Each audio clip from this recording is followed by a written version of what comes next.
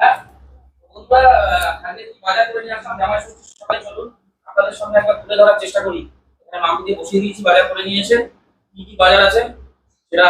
জামাই ষষ্ঠী বাজার, আমি সকালে বাজারে গেছিলাম। কি তুমি যা করেছো আজকে সে আর কি বলবো মাটন বলো। নিয়ে বসে পড়েছো সকালে? মাটন নিয়ে বসে পড়েছি। নারকেল পিস আছে তো?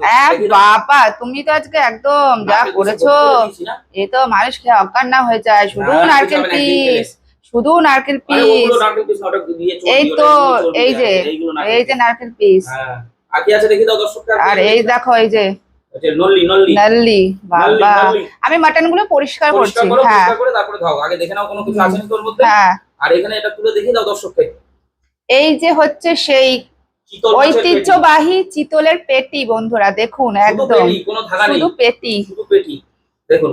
এই যে আর আর আর কি আছে? চিতলের পেটি। আর কি আছে? আর কি আছে? আর আছে এই যে, আমি যেহেতু মাটন খাই না সেই কারণে আমার জন্য চিকেন। চিকেনের লেগ পিস। হ্যাঁ, আমি মাটন এক পিসও খাই না। জামাই ষষ্ঠী বাজারটা কেমন হয়েছে বন্ধুরা অবশ্যই জানাবেন কমেন্ট করে।